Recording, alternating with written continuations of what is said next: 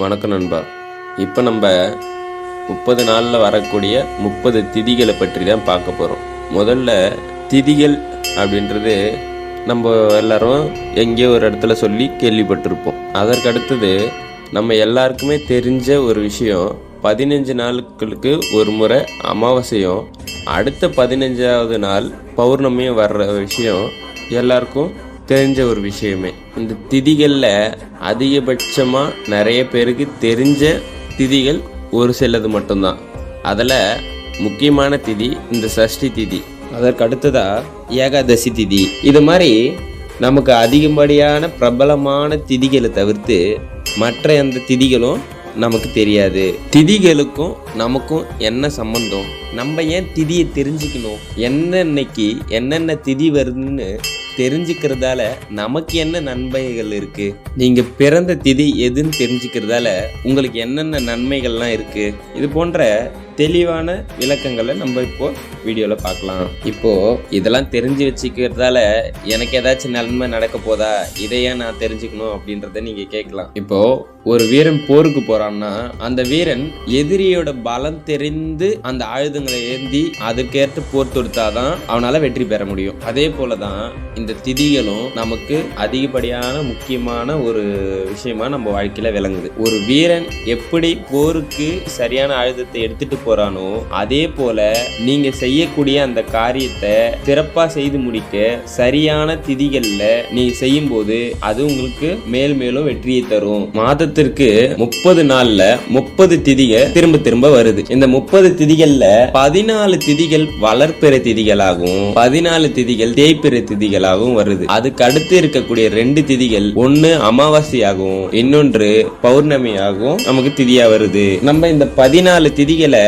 சுலபமா ஞாபகம் வச்சுக்க நம்மளோட கை விரல்ல இருக்கக்கூடிய அந்த ரேகைகளை பயன்படுத்தி நம்ம இத சுலபமா ஞாபகம் வச்சுக்கலாம். முதல்ல சுண்ட விரலோட மேல் பாக்கத்துல ஆரம்பிங்க. முதல்ல இருக்கக்கூடிய அந்த ரேகையில பிரதமை, அதற்கு அடுத்ததா துதியை, அதுக்கு அடுத்த திருதி, அடுத்த பக்கத்துல இருக்கக்கூடிய மோதிர விரல்ல சதுர்த்தி, பஞ்சமி, சஷ்டி, அதற்கு அடுத்ததா சப்தமி, அஷ்டமி, நவமி, அதற்கு அடுத்ததா தசமி, ஏகாதசி, துவாதசி, திரும்ப கட்டை விரல் வந்திருக்கும், திரையோதசி, சதுர்த்தசி கட்டை விரலோட 2வது ரேகையில முடிஞ்சிருக்கும். இப்ப மேல இருக்கக்கூடிய அந்த கட்டை விரல்ல பெரிய பாகம் இருக்கு பாத்தீங்களா, அந்த பாகத்துல அமாவாசை ஆரம்பிக்கும். அமாவாசைக்கு அடுத்த மறுநாள நம்ம பாட்டி எண்ணும் இல்ல அமாவாசை அறமூட்டு அது போல நம்ம சொல்றோம். இப்போ அமாவாசை முடிஞ்சது, அமாவாசை முடிஞ்சு அதுக்கு அடுத்தது வளர்ப்பிறை ஆரம்பிக்கும். வளர்ப்பிறைய இப்ப சுண்டு விரல் இருந்து திரும்ப கணக்கு பண்ண ஆரம்பிப்போம். நம்ம திரும்ப சுண்டு விரலோட முதல்ல இருக்க பாகம் பிரதமை, துதியை, திருதியை, சதுர்த்தி, பஞ்சமி, சஷ்டி, சப்தமி, அஷ்டமி, நவமி, தசமி, ஏகாதசி, துவாதசி, திரையோதசி, சதுர்த்தி. இப்போ இந்த கட்டை விரலோட அந்த பாகம் வந்து பௌர்ணமியா முடியுது.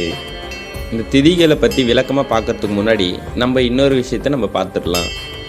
அதாவது திதிகளை தவிர்த்து நட்சத்திரம், ராசி அப்படின்ற விஷயங்கள் இருக்குன்றது நம்ம எல்லாருக்கும் தெரிஞ்ச ஒரு விஷயம். அப்படி இருக்கும்போது ஒவ்வொரு ராசியில பிறந்தவர்களும் எந்த திதி அன்னைக்கு எந்த வேலை செய்யணும், எந்த திதி அன்னைக்கு அவங்களுக்கு சாதகமா அமையாது, அதோட இந்த சூன்ய திதி அப்படின்ற மாதிரி ஒரு சில நாட்கள் ஒரு சில ராசிக்காரர்களுக்கு வரும். அத மாதிரி இருக்கக்கூடிய அந்த சூன்ய திதிகள்ல அந்த ராசிக்காரங்க எந்த வேலையாவது செய்ய போனா தடங்கள் ஏற்படும் அப்படின்றத நம்ம முன்னாடியே தெரிஞ்சுக்கிட்டோம்னா அது நமக்கு நன்மையை கொடுக்கும். அதனால நம்ம ராசிக்கு எந்த திதி சூன்ய திதின்றது நம்ம தெரிஞ்சுக்கிட்டு அதற்கேற்ற மாதிரி நம்ம வேலைகளை செய்ய ஆரம்பிக்கும் போது அது நற்பலன்களை கொடுக்கும். முதலாம் நாள் திதி பிரதமை திதி. இந்த பிரதமை திதியோட அதிதேவதை அக்னி அதிதேவதைன்றதால அக்னி சம்பந்தப்பட்ட சுப விஷயங்களை நம்ம செய்யலாம். அதாவது வீடு வாஸ்து செய்வாங்க பார்த்தீங்களா, அதை போன்ற ஒரு சில விஷயங்களை நம்ம இந்த பிரதமை திதியில செய்யலாம். அதே போல இந்த பிரதமை திதியில யாரெல்லாம் பிறந்திருக்கார்களோ அவர்கள்லாம் சிவபெருமானை வழிபட வேண்டும். அப்படி சிவபெருமானை வழிபடுறதால அவர்களுக்கு காரிய தடையின்றி நற்பலன்களை கொடுப்பாங்க.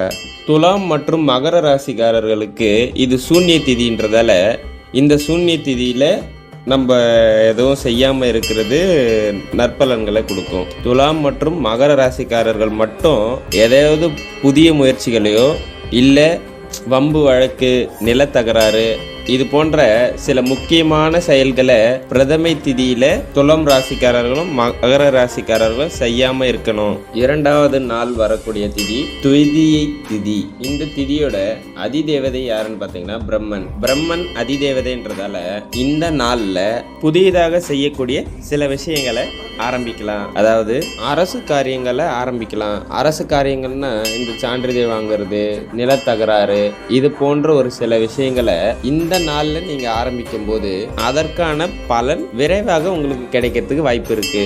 அதே போல கட்டிட வேலை செய்யறது, இந்த வீடு அடிக்கால் நாட்டுறது, தொழில் சம்பந்தமான அடிக்கால் நாட்டுறது, இது போன்ற வேலைகளையும் இந்த துதியை திதியில நம்ம செய்யலாம். இந்த துதியை திதியில பிறந்தவங்க அம்பிகையை வழிபடணும். அதே போல தனுசு ராசிக்கும் மீன ராசிக்கும் இந்த திதி சூன்ய திதின்றதால எந்த வேலையை செய்தாலும் அது நன்மையை தராதுன்றதால தனுசு ராசிக்காரர்கள் மீன ராசிக்காரர்களும் இந்த நாளை தவிர்க்கிறது